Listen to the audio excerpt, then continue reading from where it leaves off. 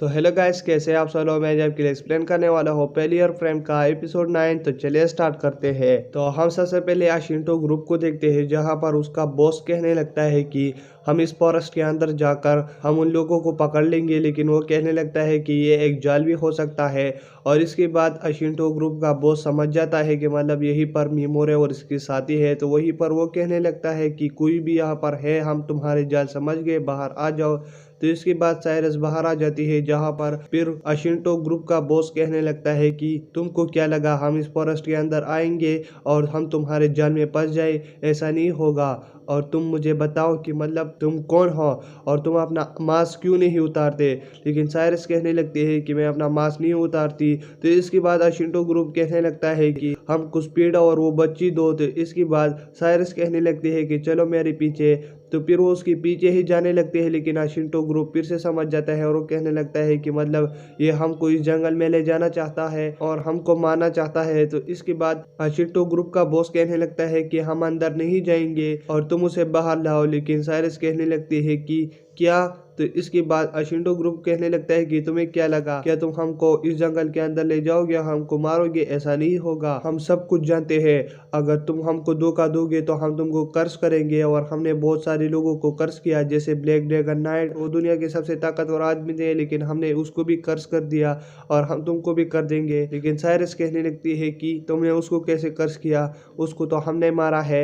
और इसके बाद साइरस अपना मास्क निकालती है। तो फिर इसके बाद अशिंटो ग्रुप का बॉस कहने लगता है कि हमने सबको धोखा दिलाने के लिए और सबको अपनी तरफ करने के लिए ऐसा बोला कि ब्लैक ड्रैगन नाइट को हमने मारा है, क्योंकि हमारा लोग यकीन करे। और इसके बाद वो साइरस से कहने लगता है कि हमारे पास आ जाओ। तो फिर इसके बाद साइरस वहीं पर बैठ जाती है और फिर वो कुछ रोशनी कर देती है, जिसकी वजह से मीमोरे पिगुमारी के साथ मिलकर उन सबको पैरालाइज कर देता है और पॉइजन कर देता है और वहीं पर बाहर आ जाता है। और इसके बाद मेमोरी कहने लगता है कि तुम्हें क्या लगा हम तुम्हारे जाल में फंस जाएंगे? और इसके बाद वो थोड़ा हंसने भी लगता है और फिर मीमोरो उन सबको खत्म कर देता है। और फिर वो देखते हैं कि एक जगह पर बहुत सारे लोग होते हैं और वो ड्यूक के सोल्जर होते हैं। तो इसके बाद मीमोरी फिर से पिगुमार से कहने लगता है कि मेरा साथ दो, लेकिन पिगुमार बहुत ज़्यादा थका हुआ होता है और वहीं पर स्पीड आ जाती है। और फिर वो मीमोरी से कहने लगते हैं कि हम दोनों इस बार लड़ेंगे।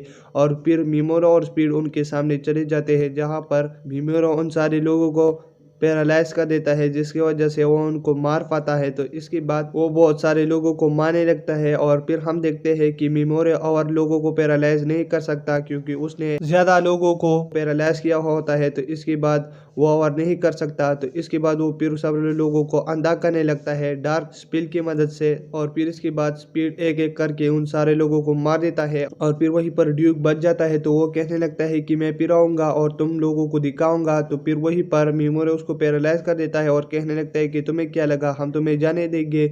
और फिर वहीं पर स्पीड उसका सर काट देता है, जिसकी वजह से वो मर जाता है। और फिर हम ओरजा किंगडम की किंग को देखते हैं, जहाँ पर वो बहुत ज़्यादा परेशान हुआ होता है कि अशिंटो ग्रुप मर गया और मैं गोडीज को क्या जवाब दूंगा। और फिर इसके बाद हम नियंत्रण और सोगी को देखते हैं, जहाँ पर नियंत्रण सोगी को ट्रेन कर रहे होते हैं। तो सोगी कहने लगते हैं कि तुम मुझको क्यों ट्रेन कर रहे हो? तो नियंत्रण कहने लगती है कि तुम मुझे अपनी छोटी बहन के जैसे लगते हो। तो इसके बाद सोगी कहने लगती है कि तुम तो काफी अच्छे हो। तो नियंत्रण कहने लगती है कि मैं तुमको ट्रेन इसके लिए कर रही हूँ क्योंकि तुम फ्यूचर में जाके बहुत अच्छी बन सकती हो। और इसके बाद हम मिमोरे और उसकी टीम को देखते हैं, जहाँ पर वो अपनी टीम का नाम भी रख देते हैं और फिर वो गोल्डन डीमन जोन पहुंच जाते हैं, जहाँ पर स्पीड मिमोरो की मैजिक की मदद से वहीं पर मैप बुला लेती है और कहने लगती है कि हमारा पोजीशन ये है और यहीं पर फॉरबिडन विच का पोजीशन है और हमें यहीं पर जाना चाहिए। और फिर इसके बाद हम गुडीज को देखते हैं, जहाँ पर वो अपनी हीरोज को कहने लगते हैं कि तुम लोगों ने बहुत अच्छी तरीके से लेवल अप किया, लेकिन तुम्हें और भी स्किल को इम्प्रूव करना चाहिए। और फिर वो कहने लगते हैं कि बहुत जल्द ग्रेट डीमन एम्परर आज़ाद होने वाला है और तुम वहीं पर काफी अच्छी लेवल अप कर सकते हो। और इसके बाद वो फिर नियंत्रण के साथ बात करने लगती है, जहाँ पर गुडीज कहने लगती है इन लोगों को रैंक के साथ प्रैक्टिकल कॉम्बैट स्किल पर भी ध्यान देना चाहिए और इसके लिए हम गोल्डन डीमन जोन जा रहे हैं। और यहीं पर ये एपिसोड खत्म हो जाता है। अगर आप मेरे चैनल पर नहीं हो तो मेरे चैनल को सब्सक्राइब करें और वीडियो देखने के लिए थैंक्स।